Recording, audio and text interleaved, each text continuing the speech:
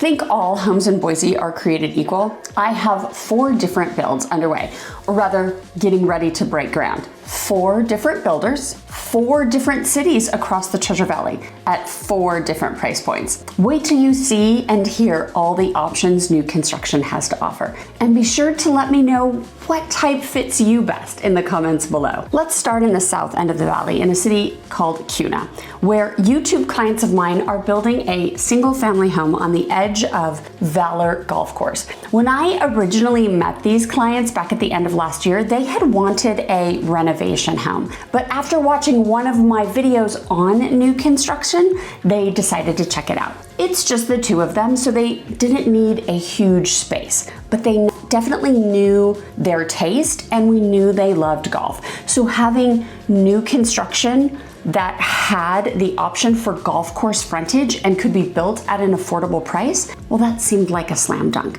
So we narrowed in on a community even before they arrived in the Treasure Valley for the first time. And from there, we were able to sift through the multiple builders available in that community and the different floor plans to find the one that was a good fit. Again, we did all of this before they arrived in town. They were only going to be here for a few days, so we knew if we were going to find something for them to purchase during that visit, we had to be efficient with their time. Once they were in town, we drove the neighborhood, we picked a lot, and we walked floor plans, both models and specs. We had 2 floor plans that they really liked, but only one that fit well on the lot that they wanted. And it just happened to be the floor plan that they preferred. It's like it was meant to be. This lot technically was not even recorded with the city yet, as it was a brand new phase in this community. So we were only able to do a lot reservation at the time. It was $1,000 to hold the lot, and then we had to wait a week or so until we could actually go on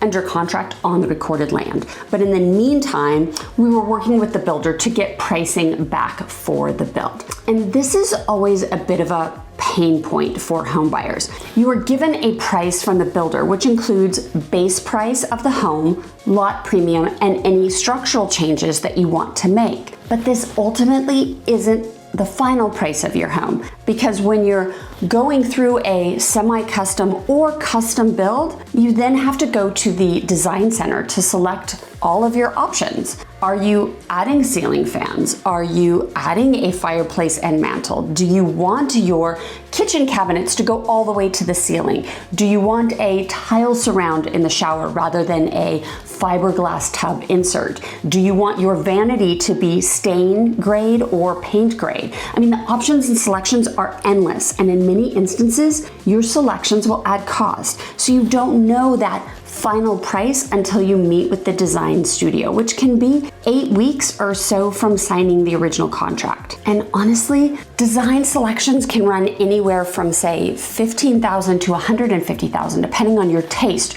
your size of home, just how wild you want to go with the upgrades. The hope is that the builders are making standard selections nice enough that you don't have to upgrade a lot, but that can be dependent upon the builder. So it's important to have expert guidance from a trusted real estate advisor to sort of help you narrow in on who to select. On this home, we paid a $1,000 lot reservation, which is applied towards the deposit.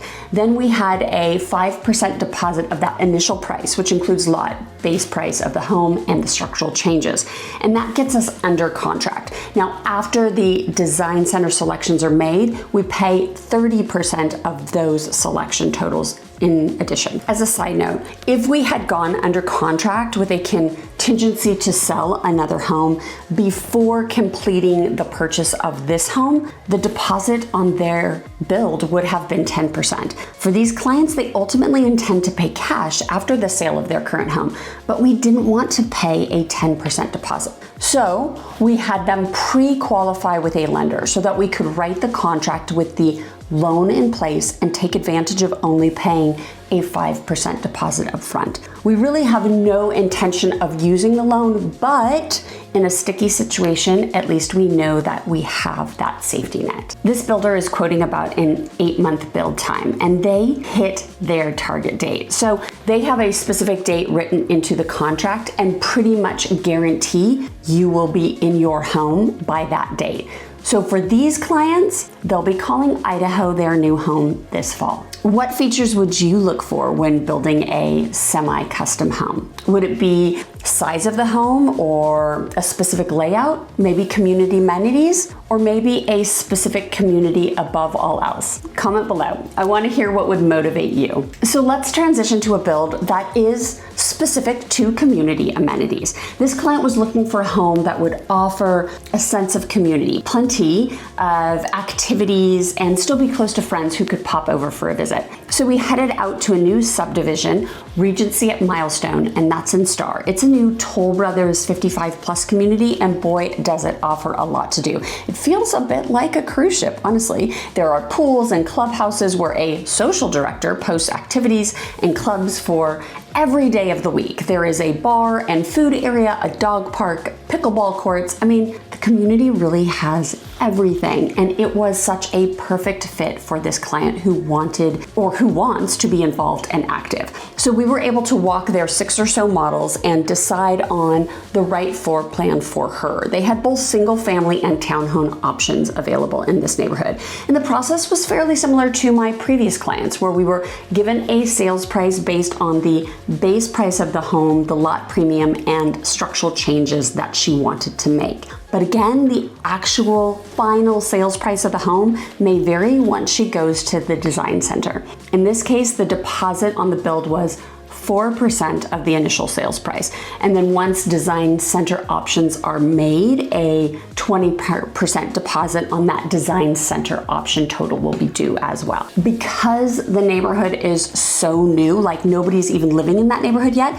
the builder doesn't have a specific date on when to expect the home to be ready. They quoted 10 months, but then in the contract, they wrote it out as 24 months, which is totally scary if you're trying to get into your new home as quickly as possible. Obviously, the builder's objective is to get you into your new home, so it's off of their books. They aren't looking to drag their feet for 24 months, but it gives them that coverage should anything happen, like the pandemic, where everything was delayed and delivery on homes was taking way longer than originally quoted. And that was costing builders money because they weren't hitting their contract deadline. But as soon as we break ground, once permits come back from the city, we'll get an updated timeline, and we'll expect that she will be moving into her home by the end of this year, if not early 2025. A little personal story to share about build jobs and new construction. So I have bought 3 build jobs over the course of my personal home buying experience, and plenty of resale homes, but the 3 new builds. And I bought the first one when I was 21. That was my first new construction. It was a build job. I had no idea what I was doing, but it was such a great home. And it really lit the fire in me for home ownership. Then at one point, my husband and I were relocating for a job opportunity, and we purchased a townhome build job. We went in unrepresented, and the sales representative for the builder gave us such grief about selecting the air conditioning option. They were all shocked and made us pay for our design selection options in full because they were just so surprised that we were adding air conditioning. So then when we went to sell that townhome a handful of years later, one of its best selling features was the fact that it had air conditioning. My point is, when going through the process of these build jobs, don't estimate your own intuition or gut feeling, regardless of what designers or build representatives say. If you're new to my channel, I'm Erica Toffel, Global Real Estate Advisor with Group 1 Sotheby's International Realty. I specialize in new construction and helping you relocate to Boise, Idaho, or any of its surrounding cities. If you need help with any of your real estate needs, especially new construction, reach out. My information is on the screen. And please be sure to like, subscribe, and hit the bell so you get notified each time I drop a new video. And if you're watching on your television screen, you can scan the QR code to contact me directly. I love to hear your feedback and experiences with new construction. So let's jump into larger homes, larger properties. So this next home that's under construction or will be soon also was a YouTube client. So please do not be shy about reaching out if moving to the Treasure Valley is on your radar. I love hearing from you and figuring out if Idaho is the right fit for you. But back to new construction. In this case, the clients were very specific about where they wanted to build. They have family that already lives in the Boise area, so they knew they wanted to be within a certain radius of their family. So we explored our options, narrowed in on a Boise community and subdivision. We walked the models and other spec homes, and they were loaded with a lot of information after their visit as we sent them home, but they weren't ready to commit during their stay. So a few days later, after returning home, they were ready to pull the trigger for this neighborhood that they liked, the floor plan that they wanted on a really awesome lot. Just like the other builders, we were quoted a contract price based on base price of the home, lot premium, and structural upgrades. And just like my other two examples, the design studio upgrades will come later and add that additional cost to the final price of the home. Unlike my previous two examples though, these clients, they were already out of town when we went under contract. So we Zoomed with the builder representative in order to make concrete decisions on which structural options they wanted for their home. Once the contract was signed, this build required a 6% deposit, and then we'll head to the design studio in the next couple weeks, at which point 30% of those total options will be due at that point as well. And the builder was quoting a 10-month build time, so we're scheduled right now to get them in before Christmas, but that time frame can adjust and update as we start to dig and we start to frame the home. One very important point that I want to make: when purchasing a build job, your deposit, whether it's 4%, 5%, 6%, it is non-refundable. So you need to be sure you are committed to this home, you are committed to this location. I don't say that to discourage you, but I always feel like you need to go in with your eyes wide open. I had a client once they were doing a build job and we were halfway through the build process and they simply changed their mind. And as a result, they lost their earnest money deposit. How do you feel about building a new home? Would it scare you because the delivery date of the home is so far out? Or would it be super exciting because you are the one that is choosing the elements that will go into your home? Comment below. Custom builds are definitely a monster of their own. So my husband and I were fortunate enough to have that experience 5 or 6 years ago when we built our own custom home, from designing the floor plan ourselves initially on a napkin to making every little selection in the home, from doorknobs to plumbing fixtures to paint colors to countertops. So it definitely gives me a unique perspective when helping clients along that custom home journey because I've done it myself. So these clients weren't initially wanting to build. We've been searching for the right home for them for over a year. And they have a very specific need, which happens to include an ADU, an accessory dwelling unit. And these can be difficult to find in the Treasure Valley because they are so useful and so desirable, whether you're using them for extended family or as rental income. And then when you do find one, it might not be exactly what you're looking for. And the problem is you can't just wait 1 week for another home like it to pop up that has an ADU. You may be waiting another 4 or 5 months until a real ADU option comes available. We decided it was time to explore the custom build option. So we met with multiple builders. We looked at available lots throughout the Treasure Valley. In some cases, we were meeting with builders who own specific lots that interested us.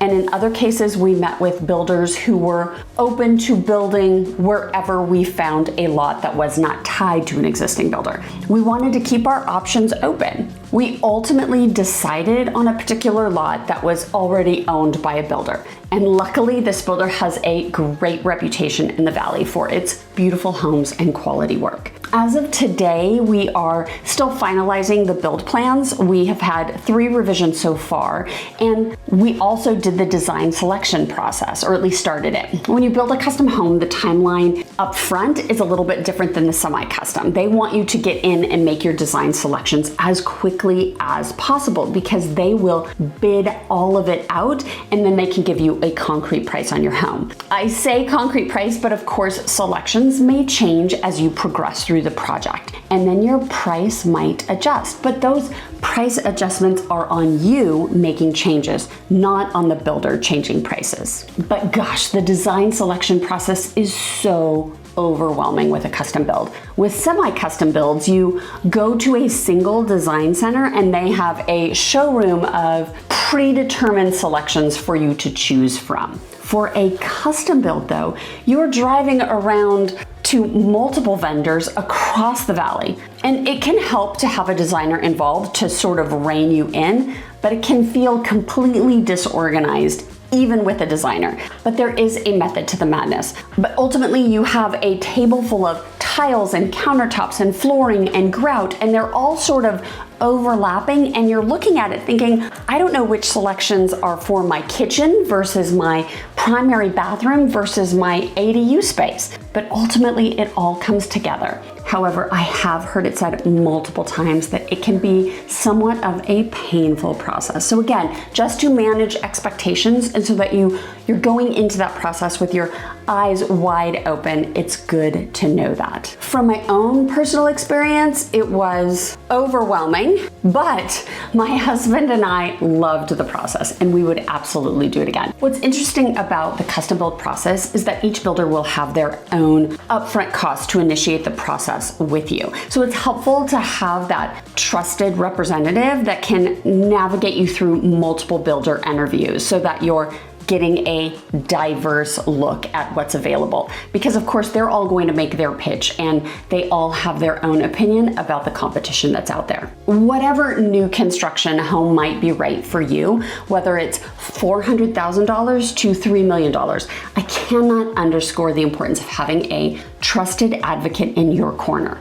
A builder looks out for their interest, but who is watching out for you? Especially if you're navigating this process from out of state. Building a semi-custom or custom home can be so rewarding, but overwhelming at the same time.